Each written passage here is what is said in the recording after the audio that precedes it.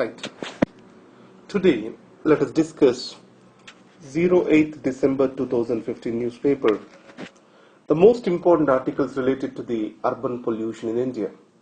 Now, if you take about an index that is called Safe Cities Index, the Delhi and Mumbai, these are the two big cities in India, they are placed around 42nd and 44th position out of 50 countries. That shows the dismal state of urban management and pollution control in the urban areas. If you see the particulate matter pollution of less than 2.5 millimeters is too high in India in almost all the urban areas. Recently, the government of India also has launched Air Quality Index. It shows the real alarming levels of pollution, especially in Delhi. What are the major reasons? The existence of thermal power plants, too much of vehicular population, and burning of the paddy straw by the farmers in Haryana and Punjab, especially in the winter season. These are the reasons, man-made reasons, that are for the urban pollution in Delhi. In this context, the Delhi government headed by Arvind Kejriwal, it has brought a slew of measures to control this. One is vacuum cleaning of the roads, closing down of this Badarpur and Rajghat thermal power stations, restrictions on the entry of heavy vehicles during the daytime, and implementation of Euro 4 norms is preponed. The most contentious issue is introduction of the odd and even rationing of the private vehicles. It means the vehicles that consist of even number plates, they will be given certain days to float on the city roads, and odd number plates takes the other days. So, these are not new. They are implemented across various countries. If you take about Bogota in Colombia, Beijing in China, Mexico, everywhere this even and odd day numbering to allow the vehicles is been practiced. But however, wherever it is practiced, there is an enormous stress on the public transport system. So if you take Delhi into consideration, the 45 lakh new commuters are supposed to access the public transport now. So any restriction on the private vehicles shall be substantiated with the development of efficient public transport. Without that, it leads to more chaos, because a weakening of the urban transport will automatically decreases the productivity of an urban center, because many people will not be able to go to the offices, or the amount of time necessary for commuting is bound to increase, which is going to waste the man hours of the people. So let us see what are the other measures which were taken up and successful across the world.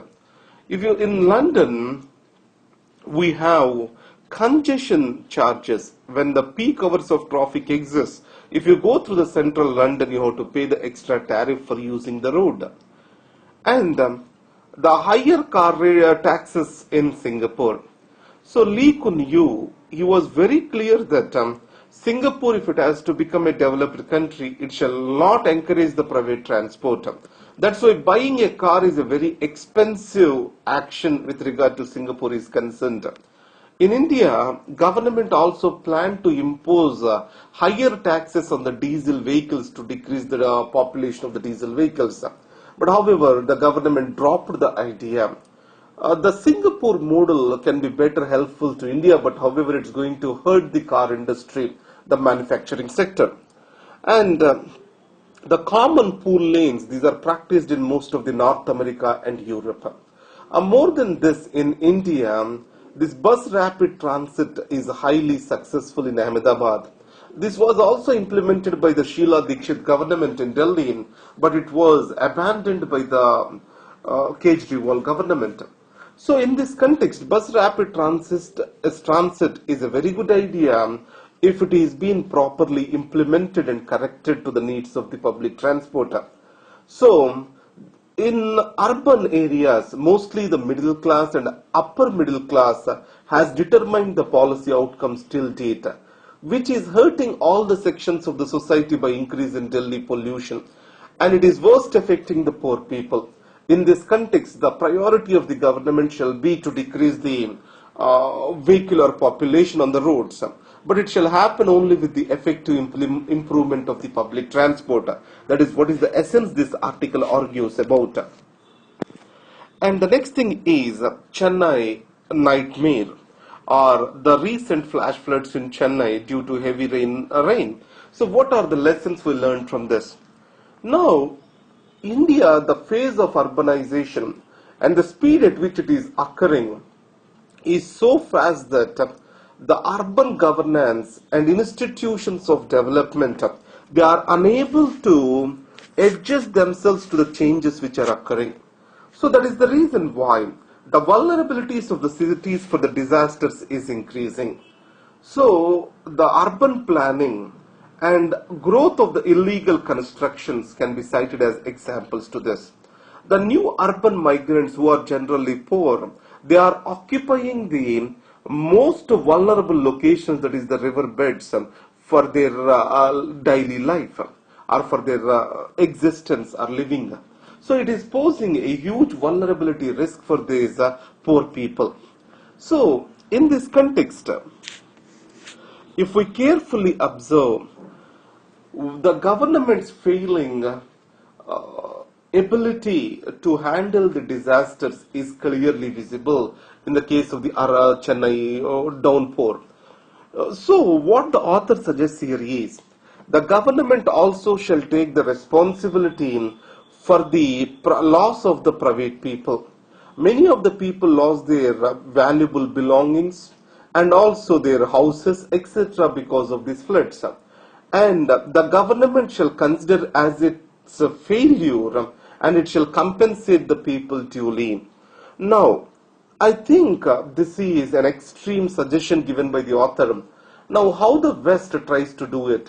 So, in the case of the disaster preparedness is must. But however, you cannot predict the intensity of the disaster and you cannot get yourself ready for the rarest of the rare things. And the taxes have to be distributed towards various civic amenities. We cannot see everything only from the dimension of corruption and also the political maneuvering. So in this context, we can develop something called disaster insurance. So once it also develops the insurance industry on one side and provides for the disaster relief to the people who got affected by these things. But to what extent these insurance mechanisms reaches to the poor is another question. So government can provide insurance to the poor people against these disasters. This can be a way government can work out. But however, government taking a responsibility for the disaster and considering it as its failure is something which takes a negative attitude towards the government of the day. And the carbon space. The environmental minister Prakash Javadekar, at the Paris conference, he spoke about making the carbon space available for the developing countries. Now there are three major contentious issues or problems for India over here. India did not give a peaking year for its carbon emissions and coal usage, the reason being the complex stage of its developmental process. So, on the other hand, the China gave its peaking years for the carbon emissions and greenhouse gas emissions. The Western countries are also expecting India to give a peaking year during which India's carbon emissions can reach to the maximum. And after that, it is expected to cut down its carbon emissions. So, India is talking about energy intensity reduction carbon intensity reduction rather than actual carbon emission reduction. So here intensity reduction means is this: for a percentage of the GDP growth, how much of the carbon emitted it is going to decrease. It means it is going to use the relatively less amount of carbon compared to previous time for its growth and developmental process. On the other hand, other countries are considering decreasing the actual amount of the carbon emissions. For example, previously India has used some 10 tons of carbon for a GDP growth. Now it is going to use 8 tons for the unit of GDP growth. If size of the economy is increasing, the total amount of the carbon emissions will be increasing, but the percentage of the GDP growth, they will be actually decreasing. This is what is the India's stand. Now the developed countries wants India to give a peaking year. And the next is verification and monitoring mechanisms. The developed nations were proposing for 5 years verification mechanism, but India has given its carbon estimates or INDCs by considering 10 years a cycle starting from 2020. Now in this context, India has agreed to increase its renewable energies by 7-fold. And also, though India is the third largest emitter of the carbon dioxide or carbon emissions, per capita emissions are taken, it is still the lowest. And if compared with the other two major emitters, India only emits 1/7 of or uses only 1/7 of the coal compared to China and United States of America. That shows that India's growth is relatively carbon or environment friendly. And next is the available carbon space. So up to 2 degrees of temperature rise, whatever the emissions that can be allowed into the atmosphere, that is what we call available carbon space. So in this context, the 3 gigatons of carbon space which is available, 2/3 of this is being occupied by the developed nations. India wants that space to be donated or given away for the developing countries to provide for their development. These are the arguments of India to the West. Now, political funding. According to Representation of People's Act, all the political parties which are getting loans or else any contribution greater than 20,000 rupees need to be reported to the Election Commission. So in this context, the Indira Gandhi government, it wanted to curb down the corporate, that is business and politics nexus. So for this, the Representation of People's Act was amended to avoid business funding the politics of the day. But however, if you see actually how this rule is implemented, the business corporates, are corporate houses, they are creating certain trusts. These are called as electoral trusts, etc. Through these trusts, these people are donating to the political parties, are contributing to the political parties. So these contributions have a tax relief, complete tax relief. So in an indirect way, the political funding by the corporates is still continuing in India. It may have a long-term consequences towards the policy outcomes, and policy preferences can be changed to the tunes of these business houses. That is what is the major apprehension. So, but however, one more major issue that is disheartening is most of the details which they published, they are lacking complete information. So this is what is the thing. So in this case, RTI, the political party, shall be brought under the Right to Information Act that you try to revise. The test of political will on GST. You know that bringing in GST has many advantages. It creates the common market, a seamless tax administration, and decreases the cascading effect, the tax over the tax effect. But however, the Congress has opposed to it on few issues. But if you observe, when the Congress was in power, it also has taken forward the GST agenda. So what are the issues? This reduction of 1% of interstate sales or levy on interstate sales over the GST tax, and limiting the 18% GST to the 18%. And finally, alcohol and petroleum shall be brought under the GST. So if you observe, Aravind Subramanian committee, it has agreed for first and third points. That is removal of 1% of interstate duty, and the next is bringing the petroleum and alcohol under GST. But it said that this 18% cap cannot be allowed as the determination of the tax rate shall be given to the future governments. It has to be decided by the future governments. However, the passing of GST will improve the India's stand on the ease of doing business index, and it's in the national interest to do this. So it shows the political maturity of all the sides in India. And with regard to the feminism, the article is specific to Kerala, but I can see the same situation happening in India, everywhere in India. So, any expression, free expression by women about the discrimination, it is seen as questioning of the existing societal attitudes. So, that leads to an automatic knee-jerk hostility. It is existing not just in one religion and one society. Either if you take Islam, Hinduism and Christianity, everywhere the discrimination against the woman is deep-rooted, and the knee-jerk reactions are visible for any questioning by the woman about this.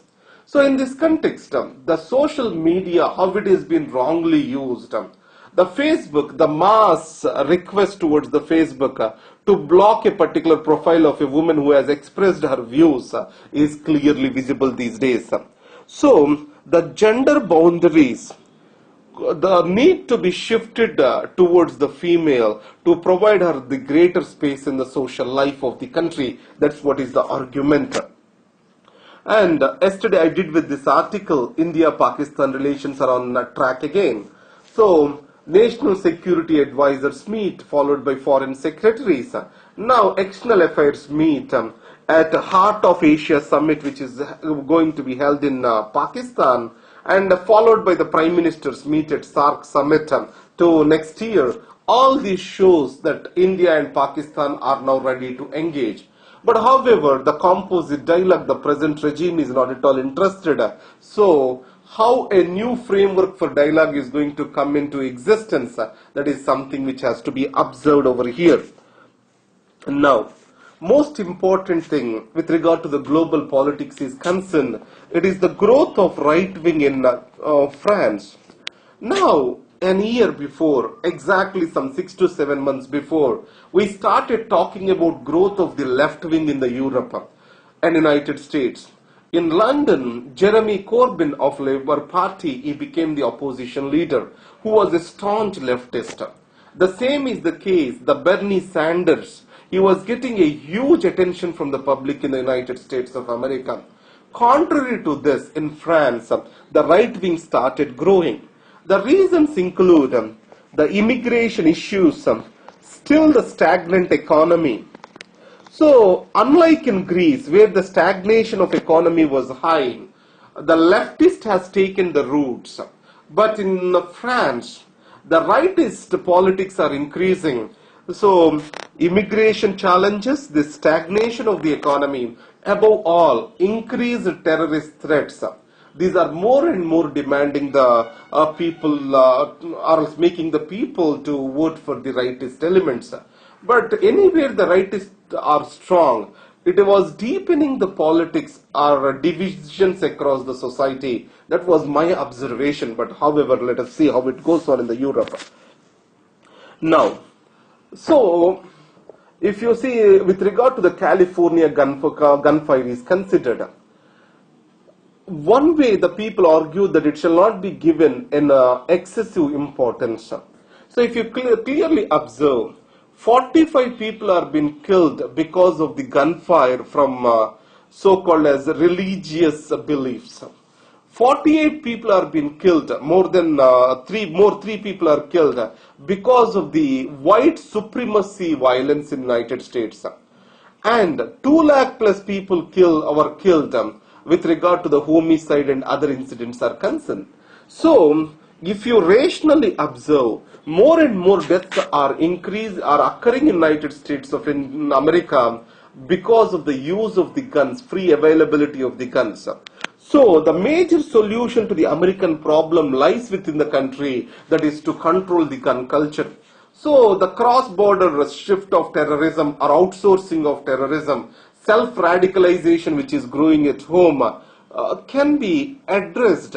But their importance is relatively very less in occurrence is relatively very less in America to show such a strong focus.